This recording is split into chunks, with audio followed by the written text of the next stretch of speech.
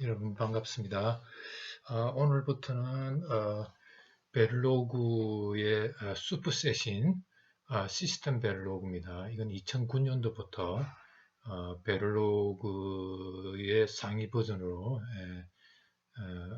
표준화가 IEEE 뿐만 아니라 전 세계 표준으로서 지금 사용되고 있습니다. 자, HTVL이라고 되어 있죠. 이거는 여기 verification이라는 말이 하나 추가가 됐습니다. 우리는 베를로그는 하드웨어 디스크립션 랭귀지에 갖고 하드웨어를 설계하는 언어였는데요. 자, 여기서는 시스템 베를로그는 verification 하는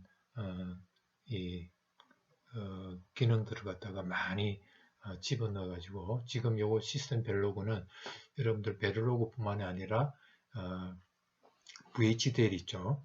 VHDL까지도 포함을 거의 다 하고 있는 파워풀한 그 하드웨어를 설계할 뿐만 아니라 베리피케이션 하는 언어라고 보시면 되겠습니다. 그래서 미국 같은 경우에는 이미 이 시스템 베를로그가 굉장히 많이 사용되고 있는데 우리나라에서는 아직까지는 이제는 좀 많이 사용하려고 하는 느낌을 받고 있습니다.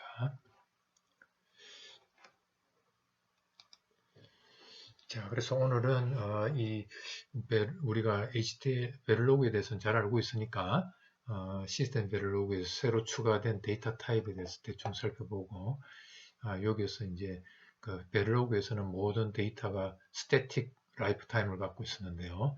시스템 베를로그에서는 스태틱뿐만 아니라 다이내믹 또는 뭡니까 오토매틱한 그 라이프 타임이 있기 때문에 이것에 대해서 좀 설명을 드릴 거고요. 그 다음에 프리시즈 플록이 always밖에 없었는데 이제는 always, preflog, always latch, always preflog 이런 것들이 있는데 그건 뭐 우리가 전에 한번 설명한 적이 있는데 이거 잠깐 살펴보고요. 그 다음에 어떤 모듈하고 다른 모듈하고 서로 연결하는 구문인 인터페이스가 새로 추가돼 가지고 굉장히 많은 어떤 신호를 갖다가 연결할 때 굉장히 편리한 기능입니다. 그리고 그 시스템 베를로그에 추가된 기능이 이 난수를 발생하는데 굉장히 파워풀하게 되어 있습니다. 우리가 난수를 발생하는데 어떤 범위를 준다든지 제약점이죠. 제약을 줘가지고 예를 들어서 난수를 발생하는데 5에서 10 사이의 난수를 발생하고 싶다. 이렇게 어떤 컨스트레인트를 줄 수가 있습니다. 그 다음에 assertion은 뭐냐면 그 디버깅 하는 기능이라고 볼 수 있는데 여러분 그 타이밍 체크할 때 우리가 베를로그에서는 스페시파이를 사용했잖아요. 요즘은 이 시스템 베를로그로 하면서 스페시파이를 거의 쓰질 않고 이 assertion 기능을 갖다가 써서 디버깅을 하고 있습니다. 그 다음에 커버리지가 또 추가되는데 커버리지는 뭐냐면 우리가 이제 디버깅 하는데 아까 이렇게 어떤 어서션을 했는데 그 어서션 하는 그게 몇 번 발생해서 지금 내가 테스트하는 중에 이 어서션 하는 어떤 그러니까 A라는 신호가 발생하고 B라는 신호가 발생하는 걸 내가 본다 하면 이게 시뮬레이션 하는 동안에 몇 번 발생했고 그 중에 에러가 몇 번 생겼고 몇 번이 성공했다. 이런 통계를 갖다가 찾아주는 기능입니다. 자, 그 다음에 또 싱크로나이제이션은 뭐냐면 어떤 여러 개의 모듈이 있을 때 그 여러 개의 모듈이 서로 어떤 리소스를 갖다가 공통으로 사용한다고 합시다. 그러면 어떤 리소스를 사용하는 동안에 다른 모듈은 사용할 수 없잖아요. 그것들에 대한 어떤 동기를 맞춰주는 기능이 추가가 됐습니다. 자, 새로운 데이터 타입은 우리가 이거는 설명드렸죠. 레지스터, 와이어로 쓸 걸 그냥 로직 하나로 다 통일했다고 그랬죠. 그래서 로직은 전에 우리 베를로그에서 쓰고 있는 와이어나 REG처럼 0, 1, XZ처럼 4value, 2value가 아니라 4value를 갖고 있습니다. 그래서 0, 1, XZ를 갖고 있죠. 이거는 unknown, 이거는 high impedance. 자, 그런데 이제 우리가 시뮬레이션 할 때는 X하고 Z 이게 그렇게 하드웨어 구현할 때는 XZ가 중요하지만 베리피케이션 할 때, 시뮬레이션 할 때는 X하고 Z가 그렇게 중요하지 않잖아요. 그죠? 그래서 이제 베를로그에서는 시스템 베를로그에서는 투밸류 데이터 타입이 추가가 됐습니다. 그게 바로 뭐냐면 bit입니다. bit. 로직하고 그 유사한데 로직은 0, 1, xz 요 4개 값을 갖지만 bit은 0과 1만 가지는 true, false 이 2개만 갖습니다. x하고 g가 만약에 이 x라는 g라는 값을 여기다 할당하면 어떻게 되냐면 전부 다 0으로 매핑이 됩니다. 그래서 0, 1 xg는 다 0으로 간주를 합니다. bit에서는. 자, 그리고 이 bit을 확장한 게 바로 바이트, short integer, integer, long integer인데요. 요걸 이 8비트 묶음으로 만든 게 바이트입니다. 바이트라고 쓰시면 됩니다. short integer 하게 되면 16비트, 그 다음에 integer 하면 32비트입니다. 그 다음에 long integer 하면 64비트. 지금 현재 여기까지가 지원이 됩니다. 자, 그 다음에 우리가 array에 새로 또 추가된 게 뭐가 있냐면요. 데이터 타입이 새로 추가된 게 뭐냐, string. 이거는 우리가 문자열이죠. 그래서 hello. 그 다음에 string 1은 string, 이게 데이터 타입입니다. S1은 hello라는 문자열. 그 다음에 S2는 word. 자, 그러면 여기서 concatenation을 할 수가 있겠죠. string S3는 S1 string 요거 그대로 나오겠죠. 그죠? hello. hello 그대로. 그 다음에 여기는 뭐가 돼? 콤마, hello, 콤마. 그 다음에 S2는 world니까 world. 그 다음에 P2는 뭐가 됩니까? 요거의 첫 번째, 두 번째니까, 요게 0이죠. 요게 스트링 P의 첫 번째 성물은 P0는 요걸 나타내고요. P1은 요걸 나타내고요. P3는 요걸 나타내니까, 요게 들어가겠죠. 자, 요렇게 컨캐드네이션이 되겠습니다. 그죠? 요거 S3는. 자, 그래서 S3는, hello, world, 느낌표까지가 되겠습니다. 자, 그러면 이제 디스플레이 문장을 썼습니다. 자, 요거는, 자, 갈로 열고, 그죠? 갈로 열고, %d는 뭐냐면, 스트링에, 요게, 스트링에, 우리가 클래스를 나중에 공부할 텐데요. 이 스트링에, 속한 함수가 되겠습니다. 그래서 length라는 함수는 뭐냐면, 이 스트링에 dot하고 len 하게 되면 이 스트링의 길이를 리턴해 줍니다. 자, S3 길이는 아마 요 길이를 요거 길이를 다 더해보면 아마 13개가 될 것 같습니다. 헬로 월드 한번 해보세요. 하나, 둘, 셋, 넷, 다섯, 여섯, 일곱, 여덟, 아홉, 열, 열하나, 열둘, 콤마가 들어갔나요? 여기서는 지금 콤마가 들어간 거로 지금 되어 있습니다. 자, 그래서 13개 길이를 계산해주는 함수입니다. 자, 그리고 여기에 13하고 가로 닫고 그 다음에 %s s는 뭐냐면 스트링 S3에 대한 스트링을 출력하라는 겁니다. 그래서 13 hello world하고 느낌표까지 하고 이렇게 출력이 나오겠습니다. 자, 여기서 여기에 들어갔네요. 콤마하고 그게 들어갔죠. 스페이스가 하나 들어갔죠.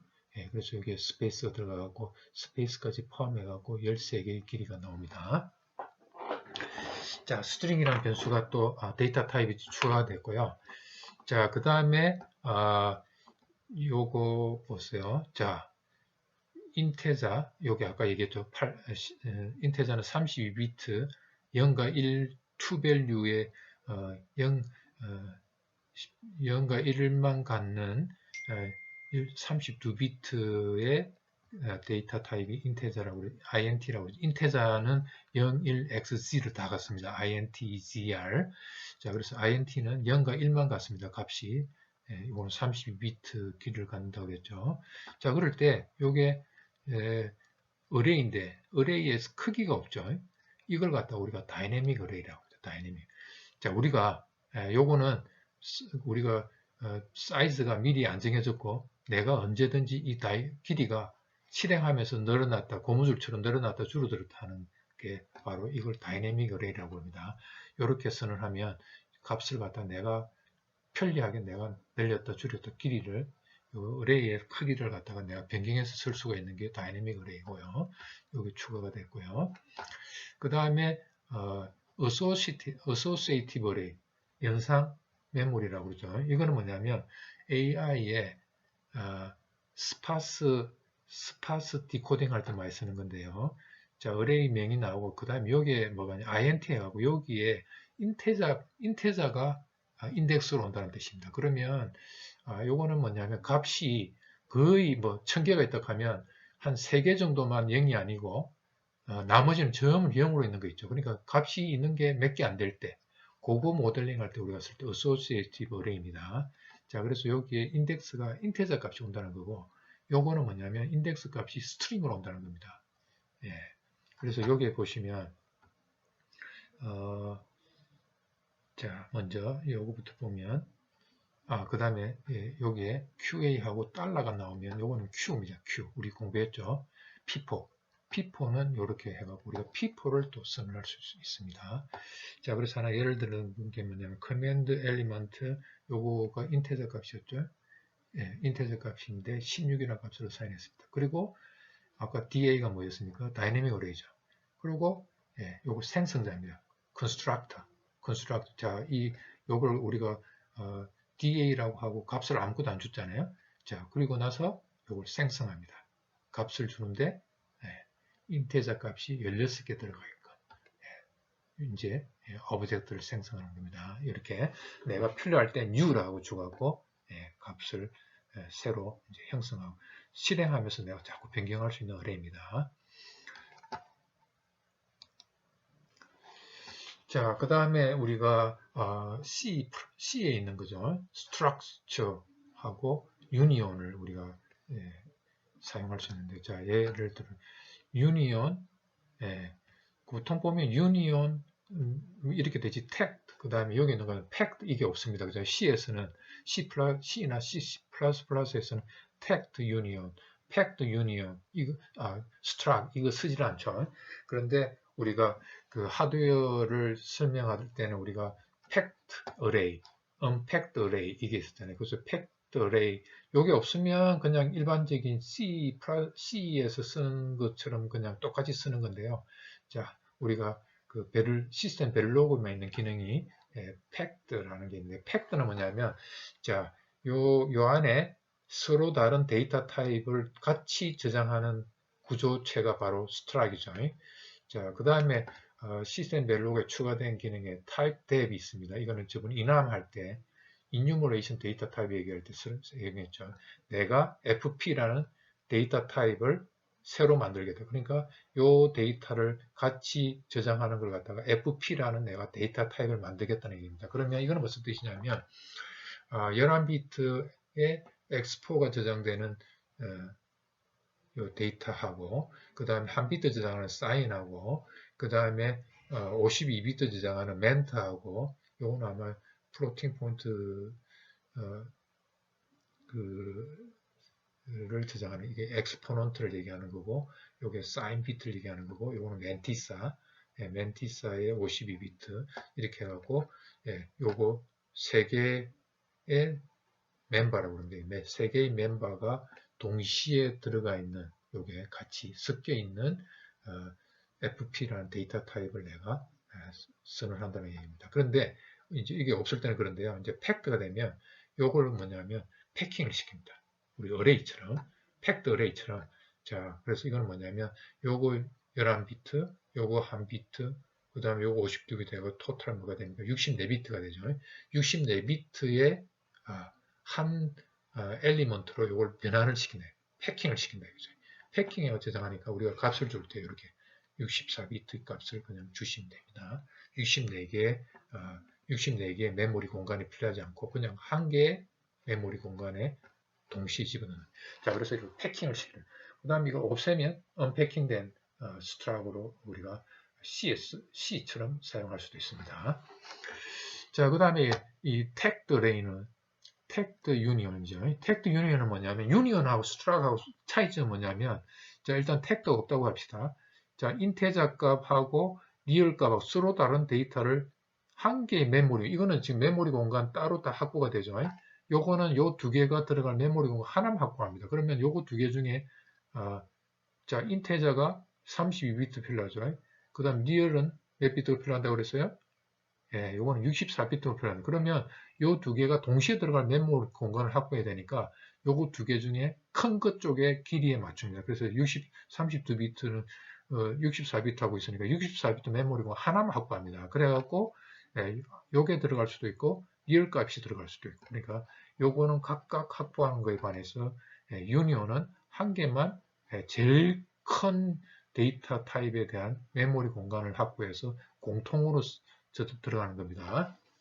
자, 그러면 우리가 데이터를 읽어낼 때 뭐냐면 이렇게 멤버십 펑션이 멤버십 오퍼레이터입니다. dot을 씁니다. 자, 그래서 데이터의 i 값, i 값을 이것도 마찬가지입니다. 요 스트락에서 데이터 읽어낼 때 어떻게 하면 되냐면 fp를 제로라는 요 데이터 타입의 변수를 잡았죠. 그러면 제로에 dot exp하면 요 비트 내용만 나오겠죠. 제로 dot sign 하면 요 한 비트 정보만 내가 읽어낼 수도 있겠죠. dot 제로 dot ment. 자, 그럼 이 유니하고 스트락은 똑같은데요. 요거는 한 개의 공간만 들어가 있는데, 자, 그래서 요거 읽어낼 때 만약 이 태그가 없다고 하면, 자, 우리가 어떻게 하면 되겠습니까? 데이터 읽어낼 때 요걸 갖다가 내가 데이터라고 했죠. 데이터.i 하게 되면 i 또는 데이터.r 해갖고 요거 두 개를 그냥 인테저 값을 읽어낼 때는 데이터.i 그 다음에 리얼 값, 플로팅 포인트 값 읽어낼 때는 데이터.r 이렇게 해가지고 같은 멤버십 함수를 해갖고 읽어내면 됩니다. 사용하는 방법은 똑같습니다. 그런 태그는 뭐냐면요. 이거는 최근에 가장 최근 내가 인테저 값으로 저장했느냐 리얼 값으로 저장했느냐 요걸 갖다가 이 태그라는 이 태깅을 시키는 겁니다. 우리가 우리가 뭡니까 우리가 그 마라톤 대회 할 때 지금 달려간 사람이 릴레이를 한다 하면 릴레이를 한다 하면 지금 달려온 사람이 이제 턴을 갖다가 딴 사람이 이제 대신 달리게 할 때 이제 우리가 태그를 하잖아요. 손을 딱 마주치잖아요. 그 태그처럼 요거는 이겁니다. 자, 무슨 뜻이냐면 저장할 때 태그하고 요번에는 인테저 값으로 저장하겠다는 뜻입니다. 그러면 이 데이터에 리얼 값이 들어갈 수도 있고 인테저 값이 들어갈 수도 있잖아요. 자, 요번에는 인테저 값으로 요 i라는 태그를 이용해서 5라는 값을 저장한다 이거죠. 가장 최근에 이렇게 저장됐죠. 그 다음에 앞에 뭐 리얼 값으로 저장된 게 있을 겁니다. 자, 읽어낼 때는 이제 리얼 값으로 못 읽어냅니다. 가장 최근에 저장된 값이 있죠. 요거로만 data.i 요 태그 i로 가지고 저장하게 되고 i로만 읽어내 .r로 읽어내면 에러가 생깁니다. 자, 그래서 이 태그는 뭐냐면 요 두 개 값 중에서 어느 값으로 가장 최근에 저장된 그 정보가 여기에 내포가 되어 있습니다. 우리가 여기 보이지는 않지만 여기에 뭔가 한 비트의 플래그가 있어갖고 요번에는 i로 저장됐다, 요번에 r로 저장됐다. 요 플래그가 요 내부에 같이 저장이 돼가지고요. 태깅 값에 의해서 i로 저장을 최근에 시켰으면 .i로밖에 읽어낼 수 없게끔 이렇게 조금 뭡니까 태그 정보를 갖다가 여기 가미를 한 유니온이 바로 태그드 유니온입니다. 여기에 어트리뷰트가 붙어 있는 거죠. 가장 최근에 사용된 것만 읽어낼 수 있도록 하는 겁니다. 자, 그 다음에 우리가 이제 우리가 베리피케이션 할 때 지금 그 시스템 베릴로그에 추가로 들어온 게 뭐냐 UVM이라는 게 있는데 Universal Verification Methodology라는 베리피케이션만 하는 사람을 위해서 만든 패키지가 되겠습니다. 그래서 시스템 베릴로그에 그 UVM이라는 패키지가 포함이 되어 있거든요. 자, 그래서 이 UVM 패키지가 다 뭐로 만들어져 있냐면요. 클래스라는 개념을 이용해서 만들어져 있습니다. 그래서 C++나 자바, 파이썬 여기에서 지원되는 게 클래스라는 개념이 있죠. 자, 그래서 시스템 벨로그에도 클래스라는 개념이 들어가 있습니다. 그래서 자, 우리가 자, 클래스 메모리라는 클래스를 갖다가 잡았습니다. 이건 버추얼하면 뭐냐면 가상적으로 잡았다는 겁니다. 이거는 요걸 이용해서 우리가 확장할 때만 쓴다는 겁니다. 이 extend memory 하면 SRAM이라는 요거는 요 메모리라는 요게 타입 요거에 뭡니까? 프로토타입 있죠. 요 프로토타입을 확장해서 SRAM이라는 걸 여기는 버추얼이 안 보여주는 이거는 실제로 내가 사용하게 되는 거라는 요거는 뭐냐? 요거에 대한 형태 있죠. 요는 형태로 구성이 되어 있다는 어떤 프로토타입만 가져오고 요걸 확장시켜서 SRAM이라는 걸 내가 클래스를 만든 겁니다. 자, 그럴 때 하여튼 메모리는 뭐냐면 여기에 두 개의 함수가 있는 것밖에 없습니다. 그죠? 뭡니까? 32비트의 어드레스 값을 주가지고 32비트 값을 읽어내는 함수. 그 다음에 32비트의 어드레스 값을 주고 32비트 데이터 값을 줘서 데이터 값을 줘가지고 메모리에 집어넣는 함수. 자, 이거는 버추얼인데 요 리드 라이트 함수 두 개가 메모리에는 필요하다는 어떤 요거 형태만 알려주는 겁니다. 자, 실제로 구현은 여기서 확장된 요걸 확장한 요 SRAM에서 실제로 구현이 되어 있죠. 자, 그래서 이거는 뭡니까? virtual function 32비트의 어드레스 값을 주갖고 메모리 요 메모리가 여기 있죠. 요게 뭡니까? 32비트 값이 저장되어 있고 그 다음에 1을 A width만큼 shift 시키면 이거는 뭡니까? 1, 2에 A width 승이 되죠. 그죠? A width니까 A width가 10이니까 메모리 크기가 뭡니까? 2에 10승이니까 1024개. 그죠? 24개. 요거는 0에서 1023까지 되겠죠. 이렇게 메모리에 요 어드레스 값으로부터 읽어내는. 자, 그 다음에 우리가 시스템 벨로그에서는 함수가 있으면 함수의 모든 게 끝까지 실행이 되야 되는데 지금 시스템 벨로그에서는 그냥 실행되다가 끝까지 실행이 안 되고 그냥 중간에서 리턴해가 되돌아올 수 있습니다. 그러면서 이 리턴되는 값을 줄 수가 있습니다. 자, 그래서 리턴하고 메모리 어드레스, 이 어드레스 값이 있는 저장되어 있는 값이 리드 함수를 통해서 읽을 수 있겠죠. 라이트 함수는 뭡니까? 어드레스 값, 이 메모리 어드레스 위치에 지금 준 이 데이터 값을 집어넣는 거죠. 자, 그래서 실제로 구현된 거는 요거는 어떤 형태만 있는 거죠. 이 안에 아무것도 구현된 거 없죠. 요걸 확장시켜 갖고 요 확장된 데서 실제로 집어넣으면 이렇게 버추얼 주게 되면 여기다 넣을 수 있습니다. 자, 이게 버추얼이 있으면 이쪽에서도 같이 버추얼을 주셔야 됩니다. 다.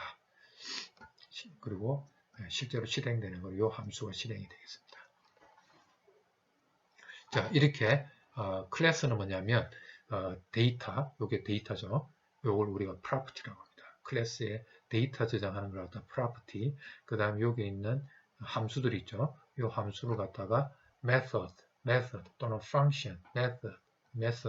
그래서 이 데이터와 property와 그 다음에 요 method가 같이 이렇게 같이 집어넣은 걸 갖다가 그가 이 데이터를 가공하는 함수죠. 읽고 쓰고 하는 함수를 갖다가 같이 이렇게 넣어놓은 걸 갖다가 우리가 클래스라고 그러고요. 이 개념을 갖다가 encapsulation, 데이터와 함수, 이 데이터를 가공하는 함수를 같이 집어넣어놨죠. 같이 집어넣었다고 해서 encapsulation, 우리 캡슐이라는 거 알약 있죠. 그것처럼 어떤 여러 개 내용의 약성분을 갖다가 하나의 그 캡슐에다 집어넣는 거잖아요. 그래서 이거 갖다 우리가 encapsulation, 요 개념을 데이터와 property와 method를 같이 집어넣은 걸 갖다가 encapsulation 했다. 이렇게 합니다. 자, 그 다음에 우리가 데이터의 라이프 타임, 어떤 데이터가 생성되면 그 데이터가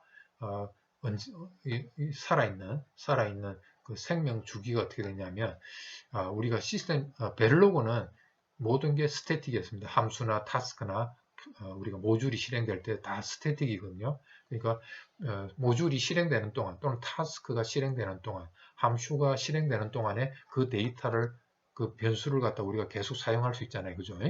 그래서 entire program's lifetime인데 거기에 반해서 automatic은 뭐냐면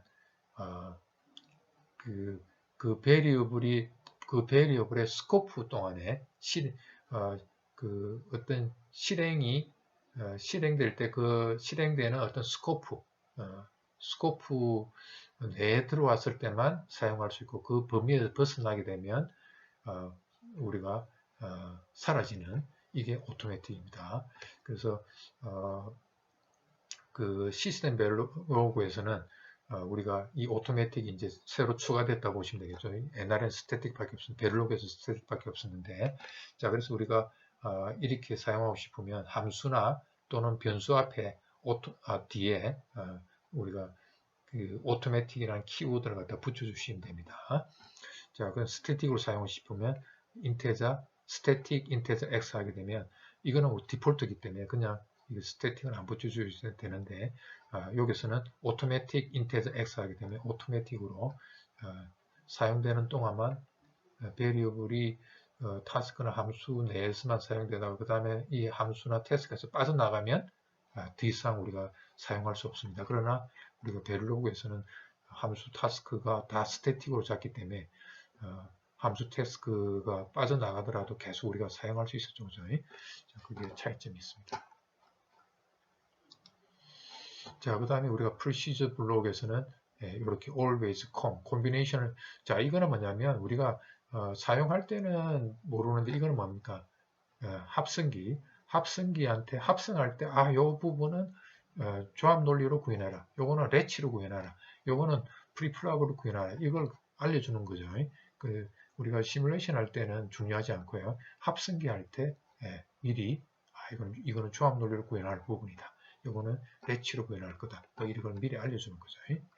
이렇게 미리 합성기에 프렌들리하게 이렇게 여기에 두 개가 더 추가가 세 개가 원래는 always 하나밖에 없었는데 이렇게 세 개가 따로 생겼습니다. 그냥 always로 그냥 쓰셔도 됩니다.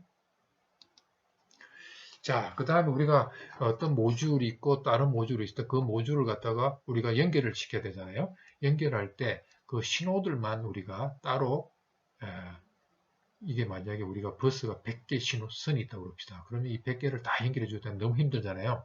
그래서 그 연결하는 신호선들만 인터페이스라고 우리가 따로 잡아내는 거죠.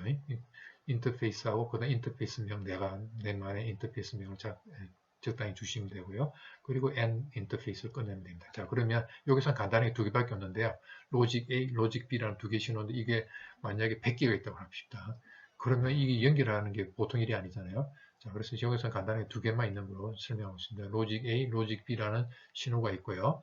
자, 여기서는 방향을 주면 안 됩니다. 방향을 이제 우리가 주기 위해서는 모드 포트라고, 요게 방향을 주는 부분은 모드 포트입니다.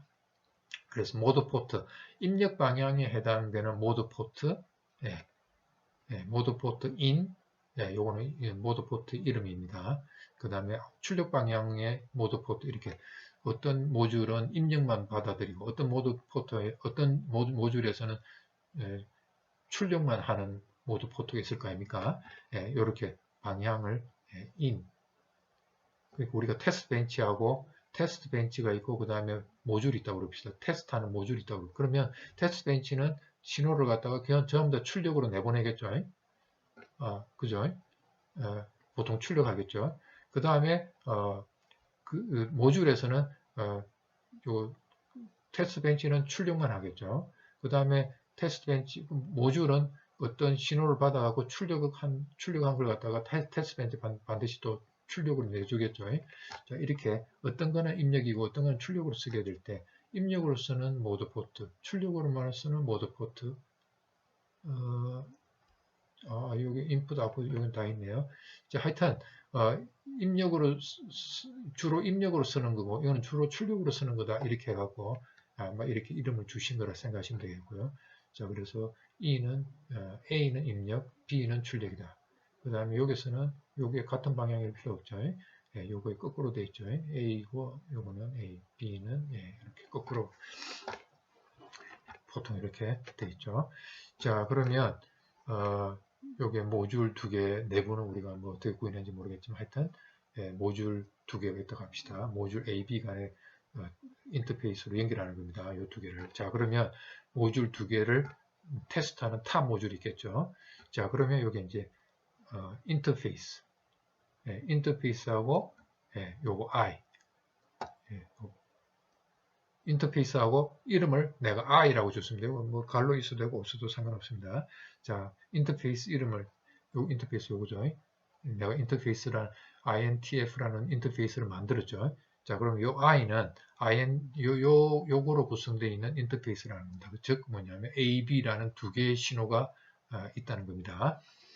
자, 그러면 UA 요거죠. 자, 여기 이제 모듈을 가져왔습니다. UA, UB라는 부품을 가져왔습니다. 이 두 개를 연결해 줘야 되잖아요. 연결해 줄 때 옛날에 뭡니까? 위치에 따라서 아니면 네임드 어소시에이션이라고 해야 되는데 이제는 뭡니까? 그냥 요게 다 뭡니까? 인터페이스 요게는 요 방향의 in, 그죠? 인터페이스 in, 그죠? 요 방향, 여기서는 A는 입력이고 B는 출력이다. 이제 인풋, 아웃풋 하는 걸 갖다가 그냥 인터페이스라는 그거만 그냥 인터페이스에 모두 포트 이름을 주갖고 요게 I1이라는 인터페이스 이름을 줬죠. 자, 이렇게 돼갖고 여기서 어떤 신호는 여기서는 우리가 보통 전에는 어떻게 했습니까? 인풋 A, 아웃풋 B 이렇게 해야 될 걸 갖다 그냥 인터페이스라는 자, 그래서 지금 요 두 개밖에 없으니까 별로 우리가 뭐 그렇게 좋은지를 모르겠지만 이게 한 100개 있다고 합시다. 100개 있는 거 같아요. 이게 쭉 나열을 한다는 건 불가능하잖아요. 자, 이렇게 주십니다. 그 다음 B도 뭡니까? 인터페이스. 여기서는 방향을 서로 반대 방향으로 이제 줬으니까 인터페이스 아웃하고 I2 이렇게 했습니다. 자, 요거는 무슨 뜻이냐면 B는 인풋으로 쓰고 A는 아웃풋으로 방향을 결정하게 쓰고 있다는 겁니다. 자, 이렇게 이제 해놓으면 자, 여기에 I1 여기에 I1이죠. I1에 뭘 연결한다는 겁니까? I에 요 I가 바로 뭡니까? 요 인터페이스에 요거죠. 이 인터페이스에 in 모드 포트 요걸 쓰겠다는 겁니다. 그래서 요거는 무슨 뜻이냐면 A input, output B 이렇게 연결해서 쓴다는 거죠. 그 다음에 요거는 뭡니까? 거꾸로 B는 input, output A. 그래서 A, B가 서로 반대 방향으로 돼가고 연결이 되겠죠. 그렇죠? 여기에 A가 여기에 in이니까 여기에 A가 입력으로 들어오고 B가 출력으로 나오죠. 여기는 거꾸로 뭡니까? 여기에서 B가 이쪽에서 A의 인풋으로 들어가고, 그죠? 거꾸로. 여기 A의, 여기에, 아웃풋은 뭡니까? A죠. A가 이쪽에 인풋으로 들어가. 서로, 크로스로 연결이 되는 거죠. 자, 그래서 지금은 신호가 두 개밖에 없으니까, 별 좋은 점은 모르겠지만, 이게 굉장히 많다고 생각하시면 굉장히 파워풀하죠. 자, 그래서 신호선만, 딱, 이거는 인터페이스는 스태틱으로, 만들어집니다. 다이내믹이 아닙니다. 인터페이스는 스태틱으로 모든 인터페이스는 스태틱으로 메모리에 프로그램이 실행되는 동안 계속 우리가 사용할 수 있습니다. 클래스는 다이내믹입니다. 실행되는 동안만 메모리에 있다가 우리가 사용하지 않으면 사라집니다. 자, 그 다음에 이제 우리가 이 시스템 벨로그에서 추가된 또 중요한 기능이 뭐냐면 랜덤 넘버, 난수를 발생하는 기능이 굉장히 파워풀합니다. 어떤 난수 발생하는 범위도 우리가 컨스트레인트도 쉽게 줄 수가 있습니다.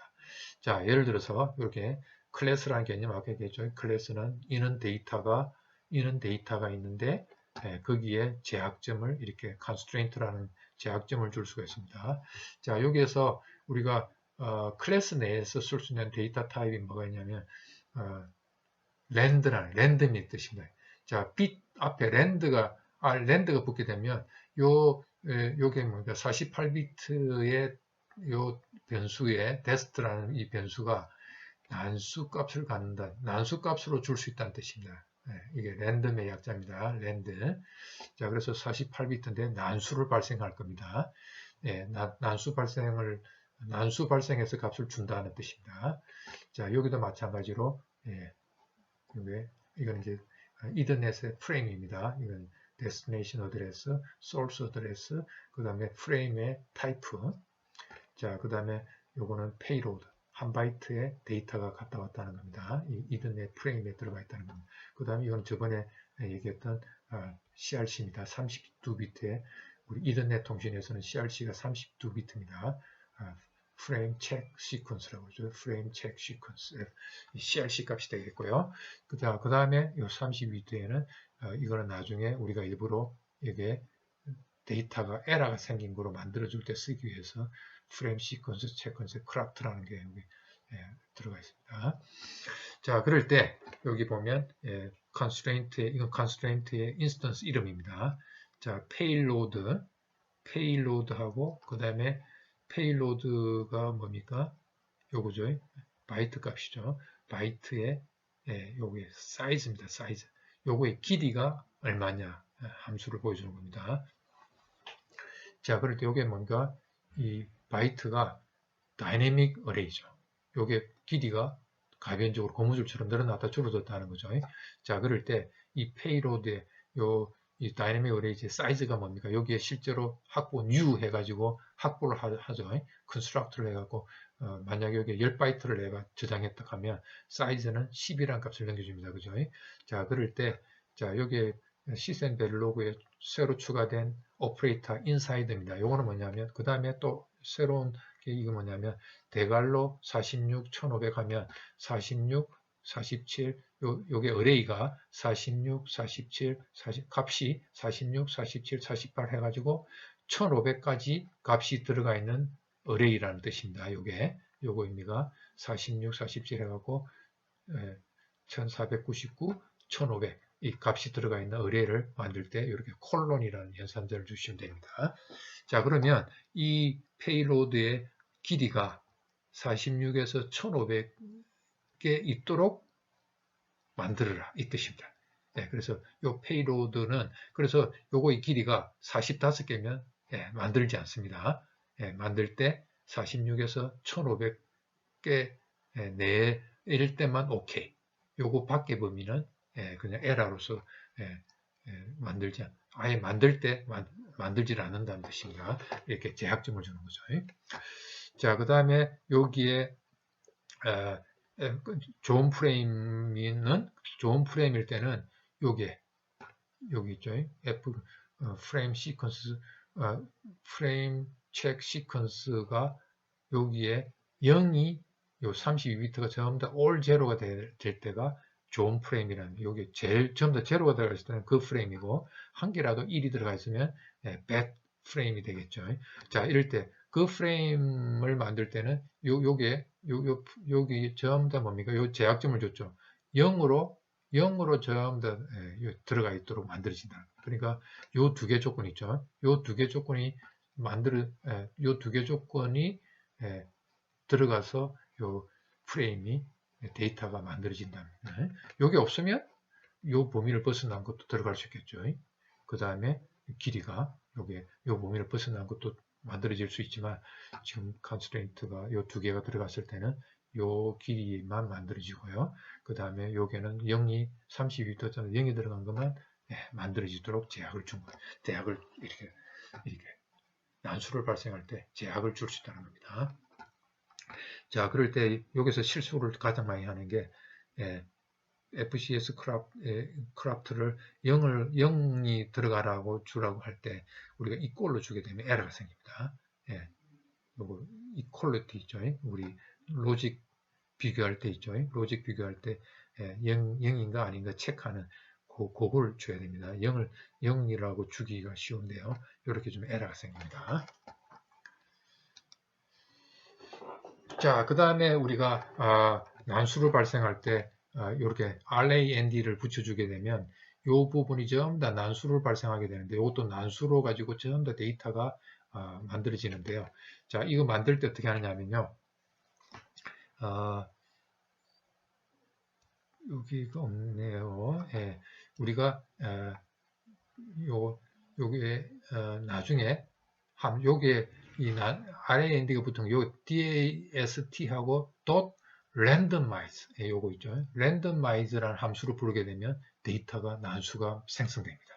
여기서는 지금 없는데요. 데이터를 실제로 만들 때는 그 데이터의 멤버십 함수 연산자 있죠. source.randomize, destination.randomize 이렇게 하면 난수가 만들어집니다. 자, 여기서는 없는데요. 자, 그런데 이 method라고 하는데 이 randomize 난수를 발생하는 함수 randomize를 부르고 나면 두 개의 함수 method가 두 개가 더 추가가 되는데요. pre-randomize하고 post-randomize. randomize 부르기 전에 pre-randomize가 만약에 이 함수가 있으면 그게 먼저 실행이 된다는 겁니다. 그리고 나서 randomize 함수가 돌아갑니다. randomize 함수를 부르게 되면 post-randomize 함수가 만약에 내가 클래스 내에 속하게 있으면 randomize 함수를 부르고 난 뒤에 자동적으로 post-randomize 함수를 꼭 다시 한번 불러줍니다. 이게 없으면 안 불러주고요. 자, 만약에 이게 또 pre-randomize 함수가 있었다면 randomize 함수 부를 때 pre-randomize가 먼저 실행이 되고 그 다음에 randomize가 실행되고 post-randomize가 있으면 post-randomize가 실행이 됩니다. 자, 그래서 여기서는 제약 조건이 페일로드의 사이즈가 46개에서 1500개 사이고요. 그 다음에 만약에 여기에 randomize 함수를 해갖고 이 페이로드를 내가 발생하고 나면 그 다음에 post-random 함수 이게 자동적으로 돌아갑니다. 자, 이거는 뭐냐면 this. 자, 클래스에서 this를 만나게 되면 이거는 무슨 뜻이냐면 바로 내 지금 현재 클래스에 있는 요 property들이 있죠. 요 property를 this가 나타냅니다. this.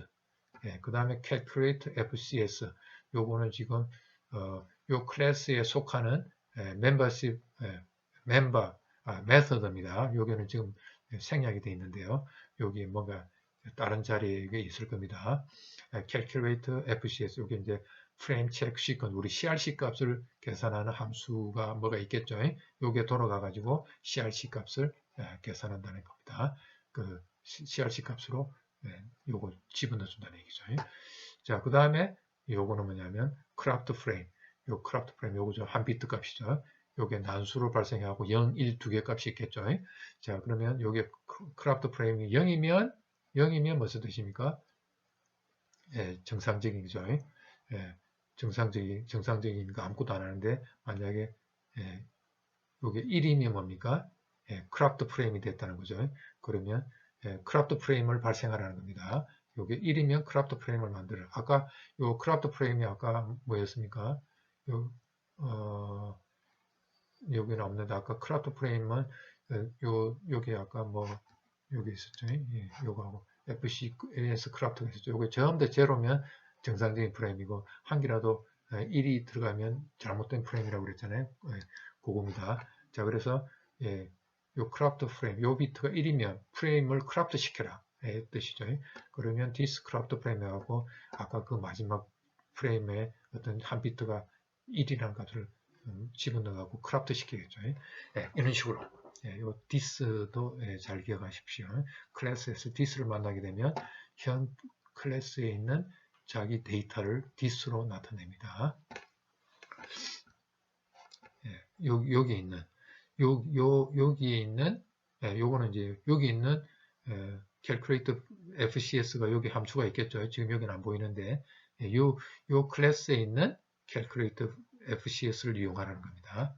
여기에 있는 craft FCS를 또 이용하라는 이게 함수. 자, 그 다음에 우리가 constrained random generation에서 우리가 컨트롤을 할 수 있는데 우리가 난수를 발생했다, 어떤 데는 안 하겠다 이걸 갖다가 이렇게 여기에 보시면 random mode 해갖고요. 여기에 0을 주게 되면 난수를 발생 안 하겠다는 겁니다. 그리고 1이면 난수를 발생하게 되니까 우리가 가끔 가다가 난수를 쓰겠다, 안 쓰겠다를 내가 컨트롤 해줄 수가 있습니다. 여기엔 또 constraint 모드죠. 이거는 뭐냐면 여기 1이면 아까 제약 조건을 줬잖아요. 제약 조건을 안 주겠다. 0일 때는 안 주겠다. 1이면 아까 그 제약 조건을 쓰겠다, 안 쓰겠다. 이렇게 우리가 또 컨트롤 할 수가 있습니다. 자, 그래서 우리가 myFrame 요거죠. stageframe 지금 요 클래스에 myFrame을 만들었죠. 그리고 인스턴트 그 변수를 만들었죠. 그럼 myFrame one source cost면 어디 있습니까? one source cost면 예, 요거죠. 요 constraint죠. 요 one source, 요 constraint의 instance 이름이 one source cost죠. 요 제약 조건을 쓰겠다, 안 쓰겠다 이거죠. 0이면 안 쓰겠다는 거예요. 그러니까 요거는 계속 쓰죠. 요 페이로드의 크기는 계속 유효한데, 요거는 그때그때 내가 쓰겠다, 안 쓰겠다는 요렇게 constraint 모드를 가지고 쓰겠다, 안 쓰겠다. 마찬가지로 난수 발생하는 것도 이게 myFrame의 F타입은 어디 있나요? 없나요? F타입 요거죠. 요 난수에 대해서는 난수로 발생하다가 난수로 발생 안 하고 정해진 값을 쓰겠다 이거예요. 요거는 난수로 발생하다가 안 하겠다 안 하겠다 내가 컨트롤해 줄 수가 있습니다. 자, 그리고 여기 있죠. myFrame. 자, myFrame하고 요걸 난수로 발생하는 함수가 randomize입니다. 이라면 이것들이 난수로 막 발생됩니다. 그런데 요거는 F타입은 0으로, 모두를 0으로 만들었죠. 그래서 요것만 난수를 발생하냐고 뭐가 정해진 값으로, 한번 정해진 값으로 계속 쓰겠다는 겁니다. 그 다음에 one source cost, 요 제약 조건도 소스 어드레스가 뭡니까? 항상 뭡니까? 요 제약 조건이 발생되면 프레임 보내는 주소가 1F00인데 그죠? 소스 요거죠. 요거로 항상 픽스 시켰는데 요거로 이제 주게 되면 어떻게 됩니까? 요게 다른 값도 들어갈 수 있게끔 쓰겠다는 뜻입니다. 그죠? 이렇게. 자, 그 다음에 우리가 스페시파이데이션으로 이제 시스템 벨로그에서는 어설션 기능이 굉장히 파워풀하죠. 자, 그래서 이 어설션에서는 어떤 그러니까 클락에 따라서 어떤 값이 1이 발생했다가 0, 0, 0, 1, 1, 0 이렇게 발생하는 거. 클락에 따라서 주어지는 값의 열을 갖다 우리가 시퀀스라고 합니다. 시퀀스. 그래서 요거는 무슨 뜻이냐면 시퀀스 S1이라는 시퀀스 S1을 내가 정했는데 이거는 뭐냐면 클락에 라이징 엣지가 주어지면 리퀘스트 값이 1이 들어오고 그 다음에 한 개 이거 자 이게 시퀀스나 요 어서션에서 사용하는 한 클락 후라는 뜻입니다. 리퀘스트가 주어지고 요 클락의 한 클락 후에 그랜트가 1이 들어온다 이거죠. 그래서 리퀘스트가 주어지면 다음 클락에서 리퀘스트가 주어지면 다음 클락에서 그랜트가 1로 오는가를 갖다 체크하는 시퀀스가 되겠습니다. 자, 그 다음에 이제 시퀀스를 이용해서 프로퍼티를 만들 수가 있는데요. 프로퍼티는 뭐냐면 자, 클락이 주어짐 이거는 뭐냐면 이거는 클락에 따라서 값의 변화를 갖다가 시퀀스라고 합니다. 이거는 뭐냐면 클락이 주어졌을 때 리퀘스트가 주어지면 리퀘스트는 요건 뭐 뜻이냐면 imply라는 뜻이에요. imply 의미한다. 리퀘스트가 참이면 그랜트가 다음 클락에서 참이 된다. 요걸 갖다가 우리가 어떤 뭡니까? 뭐는 어떤 신호가 주어지면 다른 신호가 주어진다. 이거 imply 요걸 갖다 우리가 property라고 합니다. property. 그러니까 시퀀스하고 property는 이건 클락 이 값이 주어질 때는 시퀀스입니다. 그게 반해서 imply도 나중에 두 가지가 있는데요. 요거하고 그 다음에 vertical bar 그 다음에 하살표 요건 이 꼴이 들어가 있죠. 그냥 마이너스 하살표 이렇게 되면 이거는 요게 다른데요. 여하튼 간에 이렇게 어떤 그 implication 문장이 나오던가 또는 이렇게 해시가 나오던가 이렇게 된 게 이거는 시퀀스고 이거는 프로퍼티입니다. 자, 그러면 여기에 프로퍼티나 시퀀스가 여기 나올 수 있는데 자, 이거는 뭐냐면 assert, request, grant라는 이건 이름을 준 겁니다. 이거는 내가 이름을 준 거기 때문에 이건 없어도 이건 옵셔널입니다. 자, 우리가 이제 assert는 어떻게 쓰냐면요. assert 그리고 property. 요거는 concurrent assertion이라고 그러는데요. immediate assertion하고 concurrent assertion 이거는 우리가 다음 시간에 다음 시간 아니면 다음 시간에 자세하게 설명할 겁니다. 이거는 concurrent assertion 할 때는 assert property가 되고요. immediate assertion 할 때는 그냥 assert하고 괄호 열고 그냥 조건이 오면 됩니다. 자, 요거는 시간에 따라서 바뀌는 타임 클락의 시퀀스를 클락에 따라서 변화되는 걸 체크할 때는 assert property를 반드시 주셔야 됩니다. 자, 그래서 assert property하고 request grant는 예, 요거죠. 요걸 예, 그 다음에 요게 S1이 올 수도 있겠죠. S1 하면 시퀀스를 체크하는 거고 예, 요거는 property를 체크하는 거죠. 자, 그래서 property request grant 요거 리퀘스트가 주어지고 그랜트가 리퀘스트가 참일 때 그랜트가 참이냐. 자, 그러면 요거 두 개가 많이 헷갈려 하는데 리퀘스트가 주어지고 그랜트가 한 클락 뒤에 주어지는 거나 요것도 뭐냐면 리퀘스트가 참일 때 한 클락 후에 그랜트가 참이냐. 이거 체크하는 거니까 이거 두 개가 같아 보이죠. 그런데 비슷하면서 이게 다릅니다. 이거는 자, 임플라이는 요게 참일 때는 요게 참 체크하는 건 맞습니다. 근데 요게 폴스면 어떻게 됩니까?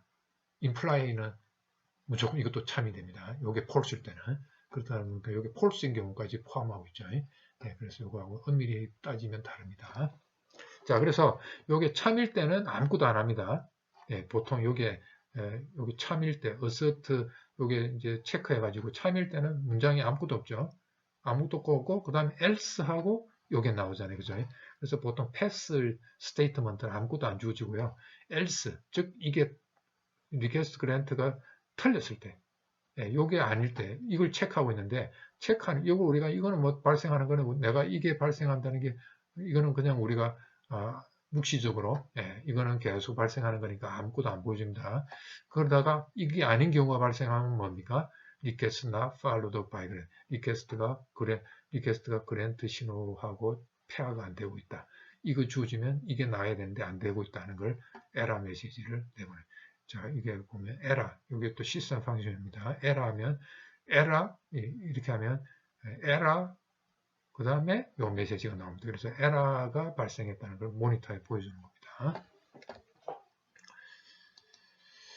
자, 그 다음에 이 시스템 벨로그에서는 또 아까 얘기한 통계 데이터 카브리지 해갖고 통계 데이터를 또 만들어줍니다. 자동적으로. 자, 이거는 뭐냐면 클래스 중에 커버 그룹이라고 그래갖고 커버 그룹 그 다음에 조심해야 됩니다. n 커버 그룹. 이건 왜 그런지 모르겠는데요. n 커버 그룹 하면 안 됩니다. n하고 커버를 빼시고 항상 보면 커버 그룹, n 커버 그룹 이렇게 돼야 되는데 커버가 빠진 상태로 이렇게 줘야 된다. 이 페어 되는 메시지. 커버 그룹, n 그룹 이렇게 주셔야 됩니다. 자, 그 다음에 커버 그룹은 뭐냐면 통계 데이터를 만들어주는 거죠. 자, 이렇게 되면 뭐냐면 커버 그룹하고 이름을 줍니다. 커버 그룹의 이름을 내가 인스턴스 이름을 준 거죠. 자, 그리고 커버 포인트 이걸 체크하겠다는 거. 커버 포인트 데스트라는 이름을 줬는데 요거는 뭐냐면 브로드캐스트 요게 브로드캐스트라는 브로드캐스트 주소가 요거거든요. 전부 F인 주소. 데스티네이션 주소가 전부 F면 모든 데스티네이션에서 이 패킷을 받아야 됩니다. 네, 그래서 브로드캐스트 이걸 우리가 방송용 메시지라고 그러죠. 자, 그래서 FFFF 요 데스티네이션 어드레스가 요 모든 어드레스 값이 1인 거 그죠? 1로 들어갔으니까 48비트에 전부 다 1인 거. 요가 브로드캐스트 주소가 그 데스티네이션 어드레스 중에 이 브로드캐스트가 몇 번 발생했는가. 이 통계를 갖다가 찾아줍니다. 이렇게 하면. 자, 그 다음에 디폴트는 뭐냐면 요 주소 아닌 걸 다 디폴트라고 합니다. 그러니까 브로드캐스트 주소에 대한 그 다음에 0, 1, 2, 3, 4, 5, 6, 7, 8 이런 것들이 이제 나머지 디폴트가 되겠죠. 디폴트 주소가 요거 통계가 몇 번 발생했는가. 요거 통계가 요 주소 값이 몇 번 발생했는가. 요 두 개의 통계 값을 찾아줍니다. 자, 그 다음에 F 타입, 프레임 타입이죠. 자, 이것도 통계 데이터를 하는데, 요거는 지금 하나밖에 없죠, 그죠? 그러니까 하나의 통계 데이터를 몇 개 발생했는가를 찾아주면 요거는 요거 아닌 경우가 몇 번 발생했는가 그냥 한 개만 요거 예의 경우로 한 개만 보여줍니다. 뭐 5,000 하면 5,000번 발생했다는 거죠. 이 브로드캐스트 주소가 아닌 게. 자, 요거는 이제 0에서 그 뭡니까? 요 프레임 타입이 0에서 1535 사이에 요거죠. 인사이드 요게 뭡니까? 0에서 1535 사이에 인테저 값이 다 나타나겠죠. 요걸 16개 균등으로 나눠서 통계 데이터를 보여달라는 거. 그래서 요걸 16개로 나누면 그죠? 요걸 16개 나누면 첫 번째 그룹에 속하는 게 몇 번 발생했고 그 다음에 두 번째 그룹에 속하는 게 몇 번 발생했고 그 다음에 맨 마지막에는 16번째 그룹에 해당돼 요 0에서 1535를 갖다 16개 동등 그룹으로 나눕니다. 그래갖고 각각에 대해서 몇 번 발생했는 걸 갖다가 찾아주는 겁니다. 그 다음에 이것도 마찬가지예요. 예, 이것도 1536에서 32,767을 16개 균등하게 나눠서 그 각각에 속하는 게 몇 번 발생했는가 16개의 통계 데이터로 만들어주는 거죠. 16개의 히스토그램을 만들어주는 거죠. 그 다음에 이제 요거 아닌 경우가 아드스 해갖고 요 경우 아닌 게 요쪽에 한 개로 그냥 잡아주는 거죠. 자, 그 다음에 그 커버 포인트 해갖고 페이로드 사이즈에 대해서도 마찬가지로 통계 데이터를 46개 요런 경우에 대해서 요거는 다이내믹 어레이로 잡았죠. 다이내믹 어레이로 잡아갖고 요런 경우를 마찬가지로 잡아주는 거고 그 다음에 이제 여기서 커버 포인트가 아닌 크로스가 나오면 요 F 타입 경우에 대한 F 사이즈 그룹을 갖다 크로스 프로덕트를 해가지고 F 타입에 대한 F 사이즈 전체에 대한 통계. 그 다음에 F 타입 이게 만약 F 타입가 0이었다 하면 0에 대해서 요 P 사이즈면 어디입니까? 요 P 사이즈가 요거죠. 예, 요게 페이로드 사이즈죠. 그래서 F 타입가 0에 해당되는 프레임 사이즈가 통계 데이터를 쭉 잡아주고 그 다음에 프레임 F 타입가 1인 경우에 프레임 사이즈에 대한 또 통계들을 잡아주고 이렇게 크로스 프로덕트를 해서 통계를 잡아주는 게 크로스입니다. 자, 이게 생겨갖고 우리가 어떤 시뮬레이션한 그 통계 데이터를 갖다 쉽게 우리가 찾아낼 수 있는 기능이 추가가 되어 있는 거죠. 자, 그 다음에 우리가 동기 맞춰주는 거죠. 그러니까 화장실이 3개 있다고 그럽시다. 그러면 4사람이 있을 때, 각 그 4사람이 다 화장실을 사용한다고 그럴 때, 화장실이 3개밖에 없으니까 한 사람이 사용을 못 하죠. 자, 그러면 이걸 갖다가 동기에 맞춰주면 어떻게 하면 서로 그냥 싸우고 난리 나겠죠. 자, 그럴 때 이걸 갖다가 3사람이 서로 우리가 민주적으로 사용할 수 있도록 해주는 게 바로 세마포 기능입니다. 세마포. 자, 그래서 어떻게 하는 거냐면, 자, 세마포라는 데이터 타입이 있습니다. 세마포 변수를 세마라고 잡았습니다. 자, 그러면, 자, 세마하고 뉴포 하면 이게 뭐냐면, 화장실이 3개 있는데, 화장실이 4개 있는 거로 이제 생각하면, 화장실이 4개 있다고 그럽시다. 화장실이 4개가 있는데, 열쇠 4개, 화장실에 열쇠 4개를 생성하는 겁니다. 그러니까 화장실 4개가 있는데, 자, 요 폴크 조이는 요 디스플레이가 3개가 동시에 싸우는 거죠. 자, 화장실을 사용하는 사람입니다. 화장실을 사용하는 사람인데, 여기 화장실을 사용하는 사람은, 여기 들어가고 보니까, 이 화장실을 사용하는 사람이, 자, 2번을 이용합니다. 자, 무슨 뜻이냐면, 처음에 화장실 2개, 열쇠 2개를 가져가요. 됐죠? 그리고 30 시뮬레이션 타임 뒤에 화장실 열쇠를 반납을 합니다. 자, 그래서 지금 여기서는 이 디스플레이가 지금 화장실 4개밖에 없어요. 근데 이 디스플레이 각각이 뭡니까? 동시에 화장실 2개를 사용하는 예를 갖다 들은 겁니다. 자, 그럼 어떻게 되겠습니까? 자, 이 사람이 화장실 2개를 사용했죠. 그 다음 이 사람, 요 3개 중에 뭔가 먼저 3개 중에 뭔가 그 중에서도 뭔가 간발의 차로 눈 깜짝할 사이에 뭔가 이 딜레이가 있겠죠. 그죠? 예, 그러다 보니까 만약에 이게 요 먼저 실행했다고 그러면 요게 화장실 2개를 차지했죠. 그죠?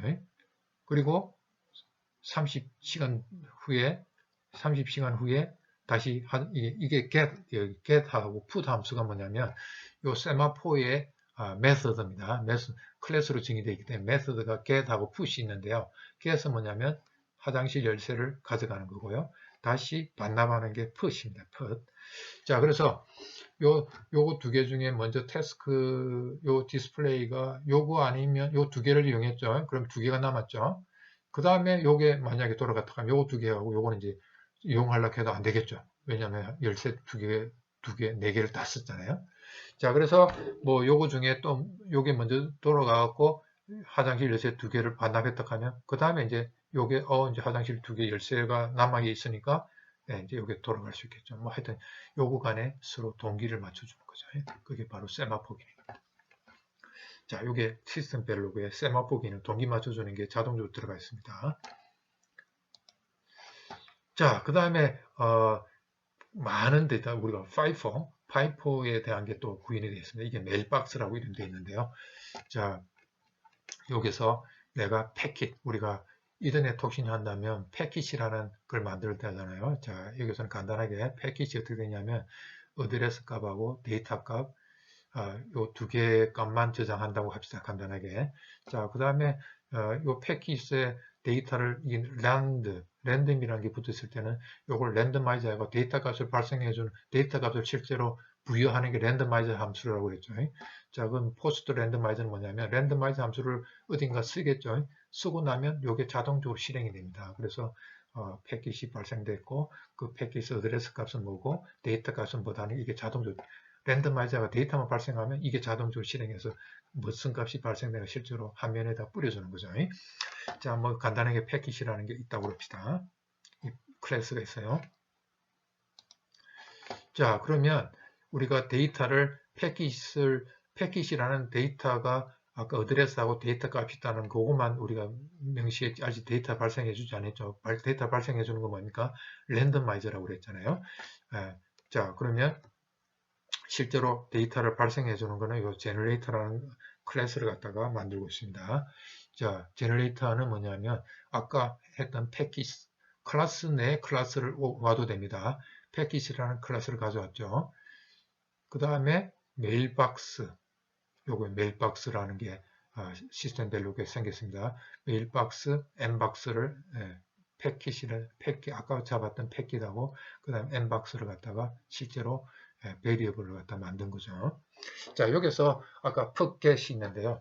메일박스에다 데이터 집어넣는 게 put 함수고요. 메일박스에 데이터 들어간 걸 끄집어내는 거, 파이프에서 끄집어내는 게 get입니다. 자, 그러면 지금 이게 생성 컨스트럭트입니다. 자, 메일박스에 요 n박스의 값을 쪽에 우리가 생성자의 n박스라는 아규먼트를 주면 그 아규먼트를 this n박스는 뭐냐면 요거는 그 함수의 아규먼트로 넣어놓은 n박스죠. 그 다음에 여기 있는 n박스는 뭡니까? 이 클래스 내에 있는 프로퍼티죠. 자, 그럴 때 요 n박스, 아규먼트 n박스하고 실제로 요 클래스 내에 데이터가 들어갈 n박스하고 이름이 같아도 괜찮습니다. 에러가 안 생깁니다. 그럼 요 2개를 구분해야 되겠죠. 구분할 때 바로 this라는 걸 붙이게 되면 여기 수식어를 붙이게 되면 요 n박스는 뭐냐면 요 클래스 내에 있는 n박스라는 뜻입니다. 그래서 this.n박스 하면 요 n박스가 서로 헷갈리잖아요. 자, 그래서 요 n박스는 argument n박스고 this.n박스는 여기에 있는 변수를 얘기합니다. 자, 그래서 n박스라는 걸 주면 여기에다가 집어넣는 거죠. 자, 그럼 이걸 어떻게 쓰고 있냐면 뒤에 보시면 알겠지만 이렇게 아까 n박스 있죠. n박스 new 해갖고 새로 만들었죠. 그 만든 걸, 자, 요 제너레이터가 뭡니까? 아까 제너레이터에 요 아규먼트 n박스, 여기 생성된 n박스 여기다 넘겨줬죠. 요걸 요 제너레이터 내에 n박스라는 게 있었죠. 거기다가 넘겨주는 거죠. 그 다음에 요 또 M박스를 드라이버 쪽에도 요 M박스 중이니까 요 제너레이터하고 드라이버가 요 M박스를 서로 공유하는 게 되겠죠. 이렇게 공유를 시킬 수가 있어요. 그래서 요 여기에서 생성된 M박스라는 걸 생성하고요. 그 다음에 제너레이터가 이 M박스를 만들고 그 다음에 드라이버는 뭐냐면 여러분들이 그 인터페이스라는 그 신호에다가 실제로 값을 부여하는 게 드라이버입니다. 드라이버라는 거죠. 자, 그래서 이건 이제 디스 됐죠. 그 다음에 요 M박스의 메서드, 요 데이터를 발생하는 부분이 되겠죠. 여기서 보시면 랜드마이즈 쓰고 있죠. 요 랜드마이즈를 해줘야만 실제로 데이터가 생성돼서 들어갑니다. 자, 리피트는 데이터 두 개를 발생하게, 패킷 두 개를 하겠다는 뜻이죠. 자, new 패킷을 아까 요 패킷을 new하고 그 다음 랜덤마이즈 했기 때문에 난수가 들어갑니다. 그거는 어드레스 값하고 어드레스 값과 데이터 값에 난수 두 개, 8비트 값 뭔가 난수로 들어가겠대. 들어가고요. 그 다음에 M박스 put 패킷, 지금 만들어진 패킷을 put이 뭡니까? 아까 파이프에다가 집어넣는 거죠. 집어넣죠. 그러면 제너레이터 여기에 지금 들어갔다는 모니터에 뿌려주고 그 다음에 5 단위 시간 후에 또 다시 새로운 데이터를 만들어서 그래서 파이프에 두 개가 들어가겠죠. 자, 요게 아까 패킷의 데이터 타입을 우리가 아까 보여줬고요. 그 패킷의 메일박스에다가 두 개를 집어넣었습니다. 그죠? 자, 그 다음에 요게 이제 드라이브가 뭐냐면 실제로 이제 우리 핀에다가 데이터를 발생한 게 제너레이터고요. 실제로 그 핀에다가 부여하는 게 드라이버입니다. 자, 그래서 아까 패킷이라는 데이터 타입, 그 다음에 메일박스 만들었죠. 그 다음에 요게 값을 줬고요. 자, 두 개를 이제는 여기서는 뭡니까? 불러오는 거죠. 아까 파이프에 들어간 걸 두 번을 읽어오는 거죠. 자, 그러면 한번 읽고 아까 파이프에 두 개 들어갔으니까 한번 읽어오고 다시 읽어오고 그러니까 요거 메시지가 두 번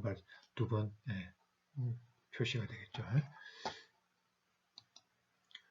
자, 그리고 그래서 테스트 벤치 탑입니다. 아까 그 만들어진 클래스 제너레이터 드라이버 패킷 그걸 이용하는 탑 모듈이 되겠습니다. 자, 메일박스 이그샘플이 되겠고 제너레이터 드라이버 요게 요 오브젝트를 만들죠. 자, 그리고 메일박스, M박스 가져오고요. 그 다음에 요거는 지금 아직 뭡니까? 데이터 요 클래스라는 이름을 내가 준 거죠.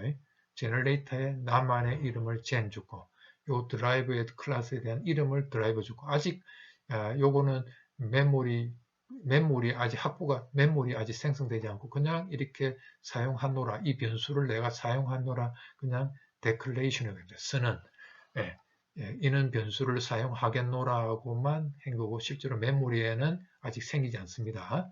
그래서 이걸 declaration 쓰는이라고 해요. 쓰는 그래서 메일박스 드라이버 DRI GN이라고 했습니다.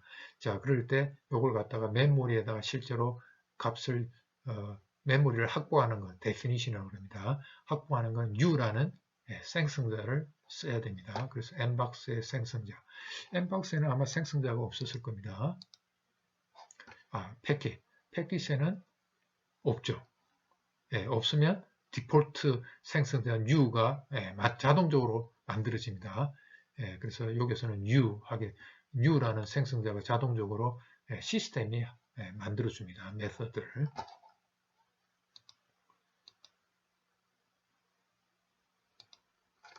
그래서 여기서는 그냥 디폴트 생성자입니다.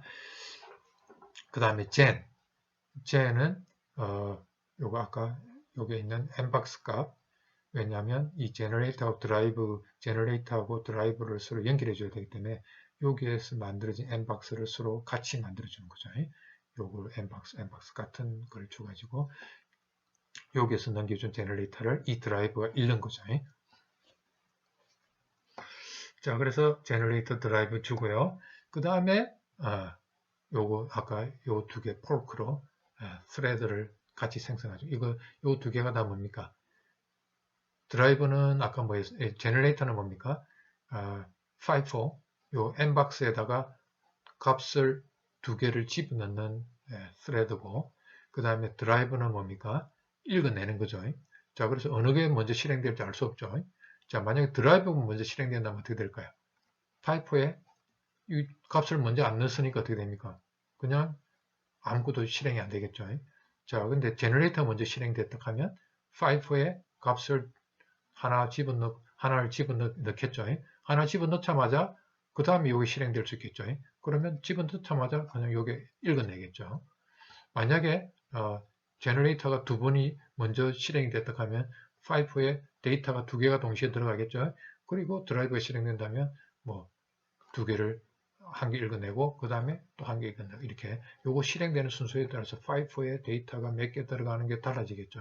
그리고 읽어내는 것도 요거 실행되는 순서에 따라서 자동적으로 뭡니까? 동기가 맞춰지는 거죠.